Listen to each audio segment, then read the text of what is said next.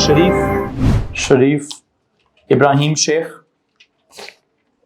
जल्दी I think बाकी अगर आप में से किसी को किसी का टेस्ट कभी वापस ना मिला हो तो आप क्या कर सकते हैं, आप सर आसिम से कंसल्ट कर सकते हैं।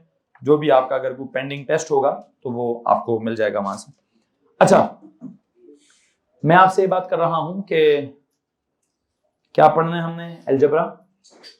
अलजबरा से पहले हमने अपनी मैथ्स को अरिथमेटिक्स से स्टार्ट किया। अगर आपको याद हो तो हमने अरिथमेटिक्स में क्या पढ़ा था, अरिथमेटिक्स में हमने नंबर्स पढ़े थे, लाइक बिल्कुल बेसिक ऑर्डिनरी होल नंबर से हमने बात स्टार्ट की थी। करते करते कहाँ रैशनल, फिर इरैशनल, उन्हीं को हमने सर्ज और पता नहीं सर्ज का प्लस सब कुछ किया हमने। ओके, जब अलजबरा की तरफ आए तो हमने अलजबरा में सबसे पहले सीखा था अलजेब्रिक टर्म।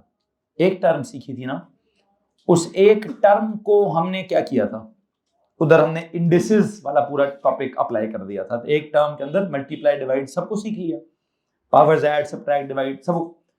फिर हमने अगली पढ़ा अलजेब्रिक एक्सप्रेशन। क्या पढ़ा थी, अलजेब्रिक एक्सप्रेशन पढ़ी। अलजेब्रिक एक्सप्रेशन के अंदर हमने कौन सी एक्सप्रेशन पढ़ी, जिसके अंदर दो टर्म्स थी सिर्फ, कौन सी वाली, बायनोमियल, और उसके ऊपर एक होल ब्रैकेट थी और ब्रैकेट के ऊपर कोई ना कोई पावर थी। तो हमने बायनोमियल को क्या कर दिया, एक्सपैंड करना सीख लिया। अब जब एक्सपैंड करना सीख लिया है तो एक बात याद रखिएगा कि मैथ्स में जब भी कोई चीज पढ़ाई जाती है, कुछ भी पढ़ाया जाता है, तो उसका उल्टा भी पढ़ाया जाता है। जब आपको प्लस सिखाया गया होगा तो आपको माइनस भी सिखाया गया होगा। जब आपको मल्टीप्लाई सिखाया गया होगा तो आपको डिवाइड भी सिखाया गया होगा। जब आपको स्क्वायर सिखाया गया होगा तो आपको स्क्वायर रूट भी सिखाया गया होगा। जब आपको कोई भी फंक्शन पढ़ाया गया होगा तो उसका इनवर्स फंक्शन भी पढ़ाया गया होगा। जब आपको साइन पढ़ाया गया होगा तो उसका साइन इनवर्स भी पढ़ाया गया होगा। इनफैक्ट जो भी चीज की गई होगी मैथ्स में, उसका रिवर्स काम भी किया गया होगा। ठीक है, बिल्कुल वैसे ही अभी अगर आपने एक्सपेंशन की है, जिसका मतलब क्या होता है, ब्रैकेट्स को क्या करना, ओपन करना, लाइक ब्रैकेट को ओपन करना अगर आपने पढ़ा है, तो दोबारा ब्रैकेट्स को क्लोज करना भी आपको सिखाया जाएगा। ठीक है, और जो ब्रैकेट्स को दोबारा क्लोज करना है, ये ब्रैकेट्स को डेवलप करना है, इसको हम क्या कहते हैं, इसको हम फैक्टराइजेशन कहते हैं। आई थिंक आज का जो मेरा लेक्चर है प्लीज उसके बारे में सुनिएगा। हमने कहा अलजेब्रा हम पढ़ रहे हैं। अलजेब्रा में बेसिकली हम कहाँ हैं, हम अभी भी हैं अलजेब्रिक एक्सप्रेशन पर। किस पर, अलजेब्रिक एक्सप्रेशन पर। हमने पहले अलजेब्रिक एक्सप्रेशन को क्या किया था, एक्सपैंड किया था। अब हम अलजेब्रिक एक्सप्रेशन को क्या करेंगे, होगी वो भी एक्सप्रेशन ही, ब्रैकेट वाली भी एक्सप्रेशन होती है, ब्रैकेट के बगैर भी एक्सप्रेशन ही होती है। बस ब्रैकेट बनी हो तो उसको खोलना होता है, खुली हुई हो तो ब्रैकेट्स बनानी होती हैं। अलजेब्रिक एक्सप्रेशन के साथ ही क्या करते हैं हम, उसी के साथ आपने अलजेब्रा में अलजेब्रिक एक्सपेंशन पढ़ी थी, और मैं उसी की अभी अलजेब्रिक क्या सिखाऊंगा जी, फैक्टराइजेशन सिखाऊंगा। ये है मेरा आज का टॉपिक। इससे पहले कि मैं इस टॉपिक की बात करूं, मैं आपको एक बात बताना चाहता हूं। ये जो अलजेब्रिक एक्सपेंशन है, इसके लिए प्लीज बताइए आप वन वर्ड डेफिनेशन क्या देते हैं। What is algebraic expansion, opening the brackets. क्या बोलते हैं जी, सर जी इसके लिए हम लफ्ज इस्तेमाल करते हैं ओपनिंग द ब्रैकेट्स। तो लिखते हैं इसका बेशक ओपनिंग द ब्रैकेट्स। अगर उसके लिए हम कहते हैं जी ओपनिंग द ब्रैकेट्स है, तो please tell me what about factorisation. ये बिल्कुल उसका रिवर्स है, दैट इज क्या, क्लोजिंग द ब्रैकेट्स। या आप उसको क्लोजिंग कह दें, या आप उसको फॉर्मिंग कह दें, या आप उसको डेवलपिंग कह दें कि ब्रैकेट्स नहीं है तो ब्रैकेट्स को क्या करें, डेवलप करें। ठीक है, सो एक बात तो हमें इन दोनों वर्ड्स से क्या फीलिंग आती है कि expansion and factorisation are reverse of, inverse या रिवर्स ऑफ ईच अदर। तो या तो आप साइड नोट लिख दें या आप पेज के हेडर पे लिख दें, क्या लिखवाना चाहता हूं कि expansion and factorisation are what, side पे या पेज के हेडर पे लिखें expansion and factorisation are reverses या इनवर्सेस, रिवर्स या इनवर्स, आर रिवर्स और इनवर्स, पेज के हेडर पर या साइड पर, या हेडर पर या साइड पर। क्या लिखना है, expansion and factorisation are reverse, bracket में लिखें inverse of each other. Inverse या reverse of each other. Okay, now you know closing the brackets का मैंने आपको मतलब समझाना है, या तो कहते हैं क्लोजिंग द ब्रैकेट्स या कहते हैं क्रिएटिंग द ब्रैकेट्स, बल्कि I think developing the brackets is the more appropriate word. Developing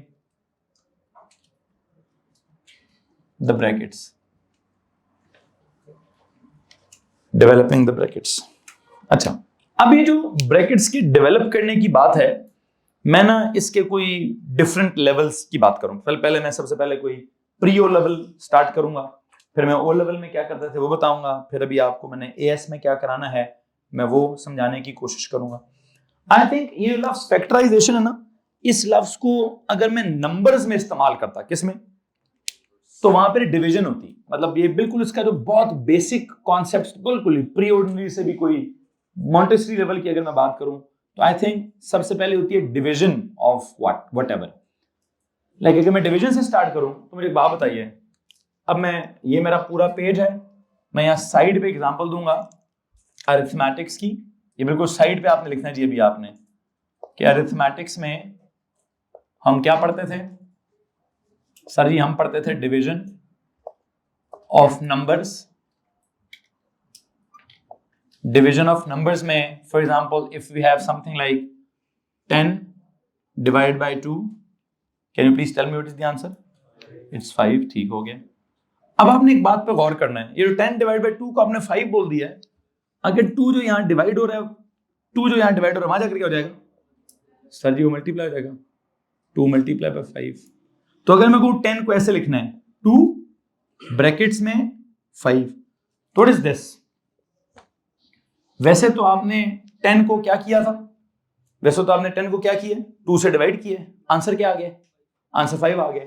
आप अगर कहें नहीं सर ऐसे भी नहीं, पहले हमें करके दिखाएं, पहले 10 डिवाइड बाय 2 करके दिखाएं, फिर वो क्या कहते हैं सर जी 10 अंदर रखें, 2 बाहर रख के करें, 2 क्या जी 2 5 10, ओके जी, आंसर पता नहीं कुछ 0 है। ये बहुत ही ऑर्डिनरी, बिल्कुल आपको मालूम है, मेरा एक डायलॉग है कि मैं कोई भी काम स्टार्ट करूंगा कहां से करूंगा, बिल्कुल स्क्रैच से स्टार्ट करूंगा। तो ये सबसे बुनियादी प्री ऑर्डिनरी से भी बहुत पूछी की बात है। किसी को मसला है यहाँ पे, तो आप इसका आंसर क्या देते हैं? आप इसका आंसर देते हैं 5।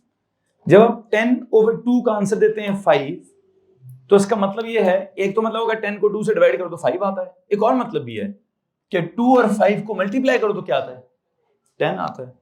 तो 10 की जगह 10 लिखूं या 10 की जगह 2 मल्टीप्लाई बाय 5 लिखूं, you know what is this? 10 को क्या कर दिया गया, 10 को 2 से डिवाइड तो किया था, 10 का आंसर 10/2 का आंसर 5 आया था, लेकिन एक तरीके से इसको पता है मैं क्या बोलूंगा, मैंने 10 को फैक्टराइज कर दिया है। क्या बोल दी? So let me tell you, 10 equals to 2 into 5. What is this? This is the factorization of क्या? Factorization of 10. ये 10 की फैक्टराइजेशन है। और हाँ, इसके लिए कॉल प्राइम फैक्टराइजेशन है। क्या ये? चूंकि जो फैक्टर्स हैं दोनों के दोनों क्या है? प्राइम नंबर्स हैं, तो फिर क्या हुआ? फिर ये फैक्टराइजेशन कौन सी वाली हुई सर? ये प्राइम फैक्टराइजेशन हुई। ठीक है, since what? Since the factors are prime numbers, so this, बल्कि एक सेकंड, नहीं ऐसे नहीं, उसके लिए एक और तरीका होता था। वो क्या करते थे, है जी, कोई यूं करके लिखते थे, पता नहीं, 10 अंदर 2 इधर, 2 क्या सर जी 2 सीधा सीधा 5 इंटू क्या 1, दैट्स इट। ठीक है, अब ये क्या होता था, ये भी असल में डिवीजन के एक तरीका है। क्या है? 10/2 करें, 10 डिवाइड बाय 2 करें, 10 अंदर 2 बाहर रखें, या फिर क्या करें, या फिर यूं करें, 10 यूं करें, 2 यहां करें, 2 5 करें, फिर 5 1 करें। ये सब का सब क्या मैथ्स है? ये सब की सब एक सिंपल मैथ्स है, एक ही मैथ्स है, जिसका आगाज होता है डिवीजन से और एंड होता है फैक्टराइजेशन पे। आगाज कैसे होता है? सर आप डिवाइड करना चाह रहे हैं? हाँ जी मैं डिवाइड करना चाह रहा हूं। डिवाइड करते करते अगर आंसर, अगर रिमाइंडर क्या आ जाए, तो डिवाइजर कौन होता है? फैक्टर होता है। इवन ये जो कोशेंट होता है वो भी क्या होता है? वो भी फैक्टर होता है। आई थिंक आपने पढ़ा होगा, एक टॉपिक था फैक्टर्स एंड मल्टीपल्स। मगर सर ये फैक्टर्स क्या होते हैं? तो आपने पढ़ा होगा sir factors are perfect divisors. क्या? जब परफेक्टली को डिवाइड कर ले और आंसर क्या आ जाए? 0, ऐसे डिवाइजर को क्या कहते हैं? आई थिंक ऐसे डिवाइजर को हम, प्राइम तो बात की बात है, क्या कहते हैं?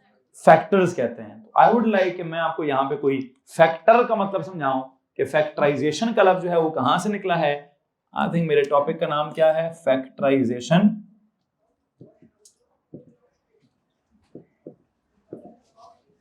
फैक्टराइजेशन में ये जो लफ्ज है फैक्टर्स एंड आइजेशन, फैक्टर का लफ्ज है जी, और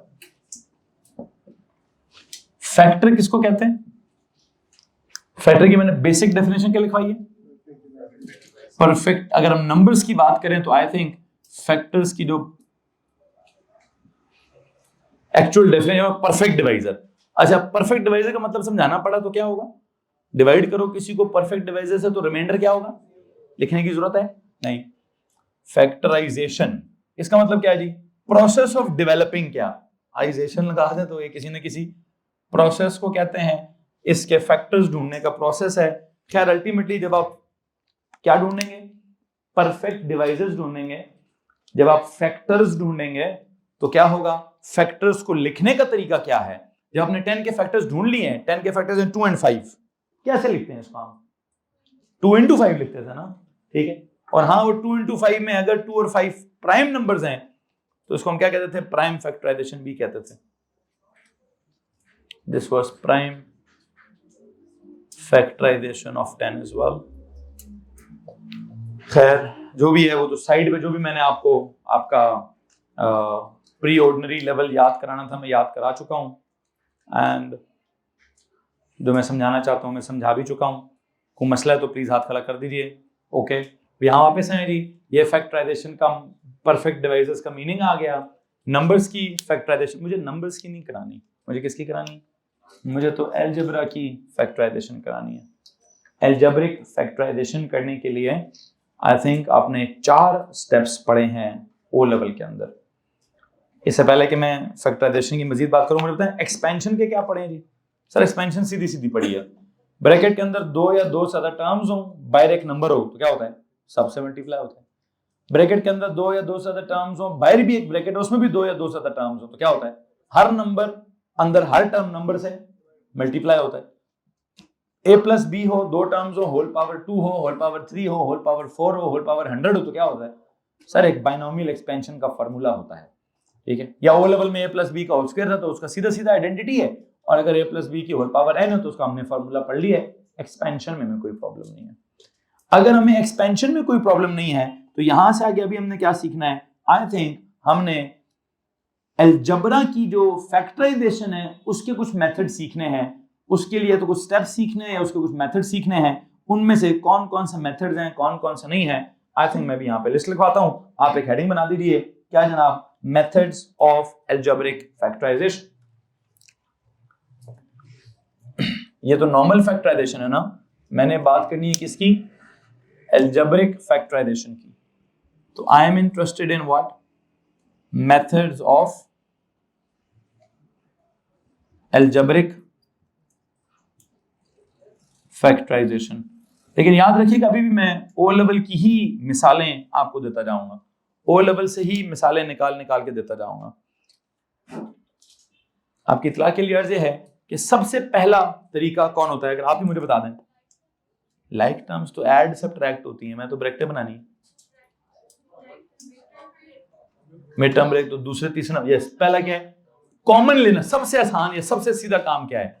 मैं आपसे आपके दिमाग का थॉट प्रोसेस पूछ रहा हूं अभी, कि जब भी कोई फैक्टराइजेशन करनी हो अलजेब्रा में, पहले पता है अलजेब्रा का मतलब है सर कोई अलजेब्रिक चीजें होंगी, कोई वेरिएबल्स होंगे, कोई टर्म्स होंगी डिफरेंट, क्या करेंगे आप सबसे पहले, आप सबसे पहले कॉमन लेने का सोचेंगे। तो I think taking common should be the very first step of क्या, should be the very first method, या should be the very first thought जो आपके दिमाग में आएगी whenever you will be factorizing any algebraic expression, तो it should be taking common। और taking common लेने के लिए अगर मैं आपको कोई मिसाल दूं तो क्या मिसाल होगी, सुनिए जरा गौर से,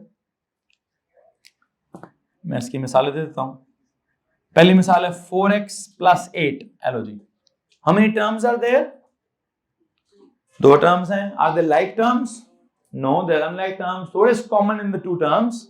Is 4, it is common। और common लेने का मतलब क्या होता है, common का मतलब क्या वैसे, सर 4 को दोनों टर्म से डिवाइड कर दें, इसमें से 4 निकालें तो क्या बचेगा x, उसमें से निकालें तो असल में 8 को डिवाइड बाय 4 करना है, निकालने का मतलब है 4 से डिवाइड कर लो, क्या बचेगा x + 2। किसको मसला है इस बात से? एनीवन? ओके, अगर मैं इससे अगली किसी मिसाल पे जाऊं वो जरा देख लेते हैं।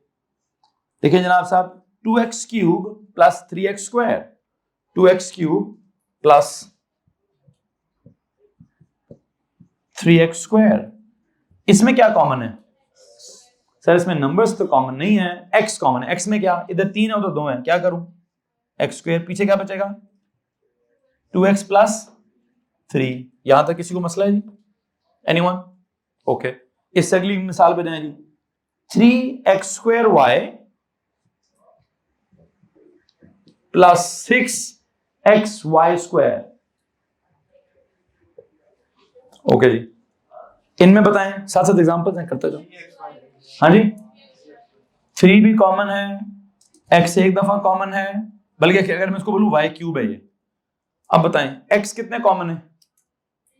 एक। y कितने कॉमन है? y भी एक ही कॉमन है, y भी अभी भी एक ही कॉमन है। यहां क्या बचेगा, 3 निकाल लिया, 2 एक्सेस में से एक x निकाल लिया, x प्लस वहां क्या कॉमन, वहां क्या है जी 2x निकला हुआ है, y में से कितना बचा, y का स्क्वायर बचा। ये लो जी, आई थिंक यहां तक किसी को परेशानी नहीं होनी चाहिए जब हम क्या करते हैं, जब हम ये कहते हैं कि सर जी क्या होता है, दो अगर टर्म्स हैं तो आप क्या कर देते हैं, दोनों में से देख लेते हैं कि क्या क्या कॉमन है और क्या क्या कॉमन नहीं है। अगर किसी के पास कोई सवाल है तो प्लीज हाथ खड़ा करेंगे। Anyone? I think this is the very first method of algebraic factorization that you should always think about. For the very first thought क्या होनी चाहिए, सब में कुछ कॉमन है कि नहीं। अगर सब में कुछ कॉमन है तो लें और आपका क्या हो जाएगा, you will see कि ब्रैकेट्स डेवलप हो जाएंगी। और ब्रैकेट्स के डेवलप होने का मतलब क्या है कि आपने दो चीजों के दरम्यान में मल्टीप्लाई का निशान डेवलप कर दिया है या ब्रैकेट्स का निशान डेवलप कर दिया है, तो क्या हो गया है, आपने दो फैक्टर्स निकाल लिए हैं। कोई सवाल है तो आप खड़ा करेंगे। ओके, अब अगला जो किसी ने बोला था वो कह रही थी सर अगर 3 टर्म्स हुई तो क्या करेंगे। अगर 3 टर्म्स हुई और तीनों डिफरेंट टर्म्स हुई तो उसके लिए हम क्या करेंगे। आई थिंक मुझे अगली एग्जांपल आपको मिड टर्म ब्रेक की देनी चाहिए। एग्जांपल नहीं, मेथड नंबर 2। क्या मेथड होगा जी, मिड टर्म ब्रेक। ये हमारा second method of algebraic factorization होगा।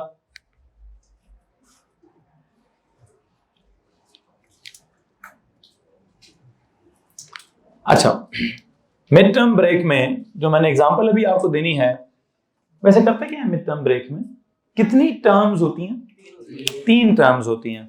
और उन 3 टर्म, सिर्फ 3 टर्म्स उसकी खासियत नहीं है, कुछ और भी खासियत है कि अभी तक आपने क्वाड्रेटिक एक्सप्रेशन को क्या किया है, उसका मिड टर्म अप्लाई करने के लिए उस एक्सप्रेशन का क्या होना, क्वाड्रेटिक होना बड़ा जरूरी होता है। क्योंकि अभी तक हमने ये वाला मेथड अप्लाई किया है किसके ऊपर, क्वाड्रेटिक एक्सप्रेशन के ऊपर। तो इससे पहले कि मैं उसकी मिड टर्म ब्रेक करूं, I want to tell you कि अलजेब्रिक एक्सप्रेशन की एक तो मिसाल होती थी कि टर्म्स कितनी है, एक हुई तो मोनोमियल, 2 हुई तो बायनोमियल, 3 हुई तो ट्राइनोमियल, रैंडमली हुई तो कोई एक और क्लासिफिकेशन भी है। कौन सी वाली, that depends upon the degree of the highest, equation की बात नहीं कर रहा, डिग्री ऑफ द जो भी आपका वेरिएबल है, जो दैट वैसे डिग्री क्या होता है, highest power of the variable in the. तो एक काम करेंगे जरा, इससे पहले कि मिड टर्म ब्रेक समझाऊं, उसकी साइड पे जाइए और साइड पे क्या समझने की कोशिश कीजिए। साइड पे जनाब साहब हेडिंग दीजिए, टाइप्स ऑफ अलजेब्रिक एक्सप्रेशंस। और ये जो टाइप्स मैंने पढ़ानी है विद रिस्पेक्ट टू क्या, देखें जी, विद रिस्पेक्ट टू डिग्री। वैसे डिग्री क्या होता है, हाईएस्ट पावर ऑफ क्या, ऑफ द वेरिएबल होता है। तो मैं भी ओ लेवल की बातें भी साथ साथ इन्वॉल्व करता जाऊंगा।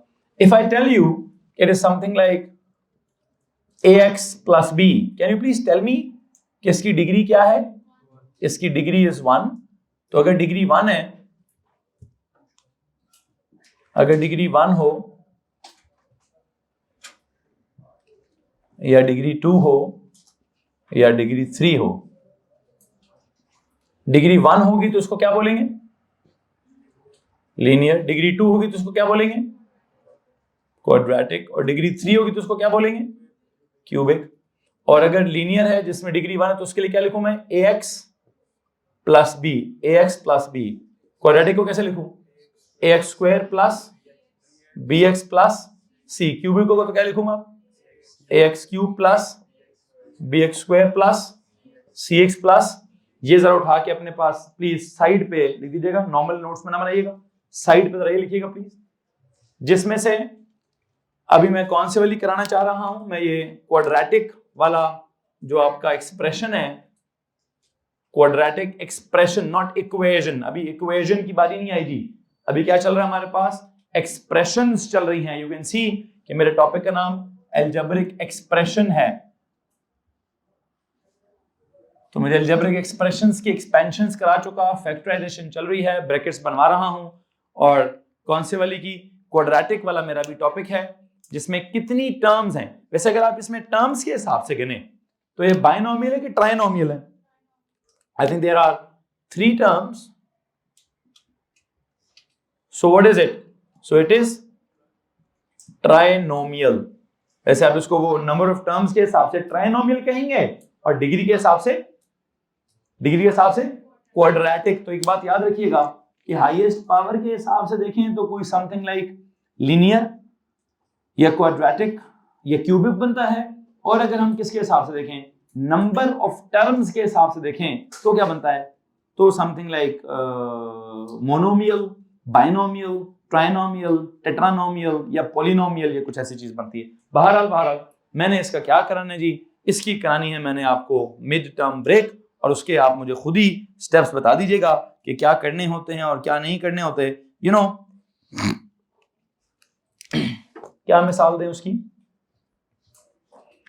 लेट्स सपोज आई से कि 3x square plus 5x plus 2, एक ये मिसाल लीजिएगा, और एक लीजिएगा 3x square plus 5x minus 2 वाली मिसाल लीजिएगा। मैंने 2 एग्जांपल्स आपको करानी है, एक तरफ 3x square plus 5x plus 2 और एक तरफ 3x square plus 5x minus 2। और आपको एक बात समझानी है मैंने, पता क्या, जब भी मिड टर्म ब्रेक करते हैं तो पहली और आखिरी टर्म को क्या करते होते हैं आपस में? क्या आया? 3 इंटू 2 प्लस या माइनस? मेंशन कीजिए अपने पास। इधर भी 3 और इंटू करें तो क्या होता है? प्लस 6 या माइनस 6? प्लीज इसको भी मेंशन कीजिए अपने पास। पहली और आखिरी टर्म को जब मल्टीप्लाई कर लेते हैं तो प्लस 6 है या माइनस 6 है, उसको क्या करेंगे सर जी? उसको मेंशन करेंगे। मेंशन करने का फायदा क्या है? सुने जरा सर, करना बेसिकली ये है कि आपने मिडिल टर्म है, मिडिल टर्म है कौन सी वाली? 5x। कौन है जी? This is that middle term. इसको 2 ऐसी टर्म्स में ब्रेक करना है जिनको प्लस या माइनस करने से तो 5 बने, बट मल्टीप्लाई करने से प्लस 6 या माइनस 6। इधर के लिए प्लस 6 बनना चाहिए, उधर के लिए माइनस 6। तो आई थिंक यहां पे क्या पेयर बनेगा? Can you please tell me? नहीं, यहां पे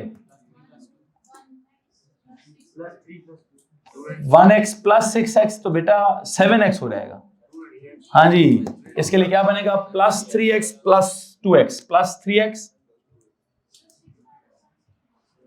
पुत्र जी यही तो कह रहा हूं, इधर होगा तो बेड़ा गर्क होगा। वो अगर आप प्लस 6 और माइनस 1 लेंगे तो उनको मल्टीप्लाई करके क्या बनेगा? तो वो इधर नहीं लेंगे, वो उधर लेंगे। इसीलिए तो इतना आपके सामने इतनी तो बंदे को खुद भी समझ आ जानी चाहिए कि ओ लेवल की मिसाल है और सर क्या 2 मिसालें देना चाहते हैं। मतलब मैंने क्यों कंपैरेटिवली इस तरह से सेम सवाल लिखे हैं? इसलिए कि यहां पर प्लस 3 और plus 2x, please tell me, add होकर क्या बनता है? प्लस 5, ठीक हो गया। मल्टीप्लाई होकर क्या बनता है? प्लस 6, तो ठीक हो गया। लेकिन जब आप उधर करेंगे तो उधर प्लीज बताइए क्या होगा? इधर आपकी मिडिल टर्म क्या है? इधर मिड टर्म है प्लस 5x, इधर क्या होना चाहिए? इधर मैं करूंगा जी प्लस 6x माइनस 1x। ये किस खुशी में? क्योंकि इधर प्लस माइनस करो तो 5 ही बनता है, अब जब मल्टीप्लाई करो तो क्या बनता है? -6 बनता है। तो प्लीज इस बात का ध्यान देना है, अगर आपने यहाँ +3 +2 की जगह वो लिया तो गलत हो जाएगा, और अगर आप आपने यहाँ +6 -1 की जगह +3 +2 लिया तो भी गलत हो जाएगा। जी सर आप कह रहे हैं कि इनर ब्रैकेट को मल्टीप्लाई करो that's equal to outer bracket. मतलब मैं कुछ ये कह रहा हूं कि जो पहला और आखिरी नंबर मल्टीप्लाई करेंगे, जिस टर्म को आपने ब्रेक करना है, मतलब आपने कहा जी मैंने 5x को ब्रेक करके +3 और +2 करना है, ठीक है, +3 +2 is +5, but +3 into +2 what is it? +6x²। तो यस, ये भी क्या आना चाहिए? +6 समथिंग होना चाहिए। यहां पे +5 की जगह सर मैंने +6 -1, ठीक है, आई हैव नो इश्यूज कि +6 -1 इज +5, बट इन दोनों को मल्टीप्लाई करो, व्हाट इज इट? हाँ, तो फिर -6, ठीक है। Do you get this? ठीक। अदरवाइज अगर आप इधर वो वाले पेड़ लिख दें और इधर वो वाले लिख दें तो आप देखेंगे कि बाद में काम खराब हो जाएगा। कौन सा काम खराब हो जाएगा? मेरे बात बताएं, अब कितनी टर्म्स हैं? अब 4 हैं। तो 4 में से पता है क्या करें? इसको ग्रुपिंग कर लें। क्या कर लें जी? पहले 2 में से बताएं क्या कॉमन है, पीछे क्या बचेगा? इनमें क्या कॉमन है, पीछे क्या बचेगा? अब एक सवाल है, अब कितनी टर्म्स हैं? अब 2 टर्म्स हैं। क्या टर्म्स है जी? अब इन 2 टर्म्स में क्या कॉमन है? x + 1 कॉमन है, पीछे क्या बचेगा? 3x + 2। किसी को मसला है इस बात से? बिल्कुल यही ग्रुपिंग वाला काम। इस काम को क्या कहते हैं हम? सर जी इस स्टेप को ना आप कहते हैं ग्रुपिंग की है। क्या की है? यहां पे हमने कोई ग्रुपिंग श्रुपिंग पता नहीं की है, जो ओ लेवल्स में उसको ग्रुपिंग कहते थे, पर यहां भी जरा ग्रुपिंग करें। पहले 2 ग्रुप्स में क्या कॉमन है, फिर पीछे क्या बचेगा? x + 2। इन दोनों में क्या कॉमन है? -1 कॉमन ले, पीछे क्या बचेगा? x + 2। अब कितनी टर्म्स हैं? दोनों टर्म्स में क्या कॉमन है? x + 2 कॉमन है, पीछे क्या बचेगा? 3x - 1। किसी को मसला है तो प्लीज हाथ खड़ा कर दीजिए। Anyone? So you see what is happening. इस तरह की छोटी सी गलती आपको मालूम है क्या कॉज करेगी? यहां दोनों ब्रैकेट्स कॉमन आ गई है ना, अगर आपने यहां प्लस माइनस वाली गलती की तो ये दोनों ब्रैकेट्स कॉमन नहीं आएंगी। यहां भी अगर आपने प्लस माइनस वाली गलती की तो ये दोनों ब्रैकेट्स कॉमन नहीं आएंगी। तो ये गलती जो है वो क्या होता है? ये एक इंटिमेशन होती है कि आपने ऊपर पेयर क्या किया है, सही तरीके से नहीं लिया। अपना पेयर क्या कीजिए, अपने पेयर को चेंज करने की कोशिश कीजिए। यहां तक किसी को मसला है? एनीवन? सो यू नो हम या तो क्या करते थे जी सर, या तो हम कॉमन लेते थे, या हम क्या करते थे, या हम मिड टर्म ब्रेक करते थे। ओके, अब रह क्या गया?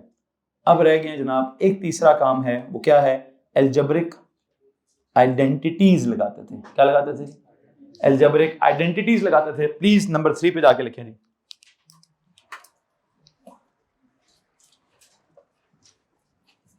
Algebraic identities. और आज के लेक्चर में मैं जो एल्जेब्रिक आइडेंटिटी आपके सामने प्रेजेंट करना चाहता हूं, there is not 1, there is not 2, it's algebraic identity number 3। मालूम है किसी को कौन से वाली? a² - b² अगर लिखा हो तो हम क्या करते होते हैं?